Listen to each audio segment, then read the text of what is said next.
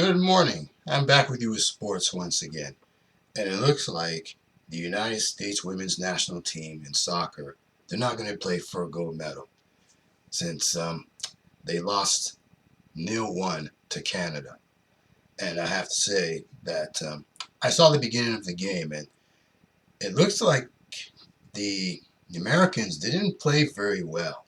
They didn't seem to play very well with aggressiveness and tenacity like they did in the previous games when they were playing in the previous Olympics and basically the World Cups. And I have to say that I guess that loss to Sweden really took the sails out of them because they weren't really passing the ball very well. And although they did pass the ball and create some chances, they just weren't able to find the back of the net. And that's how the tournament has been going along. That's pretty much sums up their tournament so far. And when they can't score goals and create any offensive opportunities, it's hard to come back. And they couldn't do that against Sweden in the first game, which they got blown out 3-0. And they just couldn't do it against Canada. I mean, I saw the time of possession, and they possessed the ball more than the Canadians, but apparently Canada got by lucky. This because that was due. They got by U.S. with a penalty kick. Other than that, it was a pretty even, somewhat an even game. But Canada, they did a good job of taking away passing lanes for the Americans. I think they covered all the players so the Americans couldn't pass the ball. I mean, I saw Alex Morgan play. She looked pretty lost out there. And Megan Rapinoe, too. They didn't do very much. But I would say the changes are going to get made after this bronze medal game. And if they win the bronze medal, I don't know which team will show up for the bronze medal game.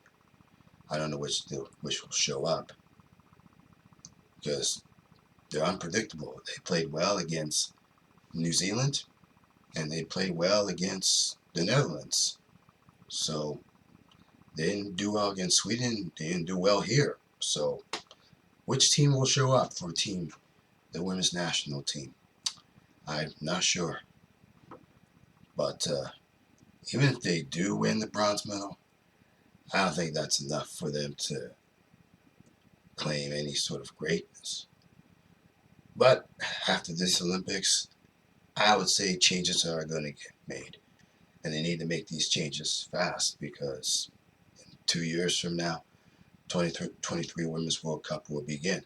And then 2024, the Paris Olympics will come on. So they have some changes to make.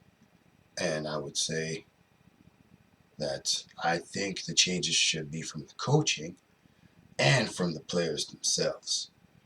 So, I mean, this Androwski, whatever his name is, he needs to be gone. And as far as the players, I would say Carly Lloyd, Megan Rapinoe, maybe Tobin Heath, and Alex Morgan. I think they need to retire and get some younger players in there. And because younger players, they are fresher and they're a lot faster.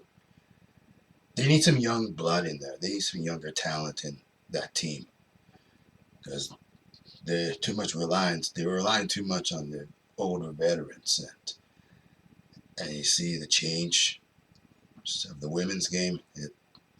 Apparently they didn't make those changes, and in this Olympic tournament, it caught up to them. But so both the coaching and the player roster needs to be changed in the U.S. Women's national team. And that's all I have for this sports for now.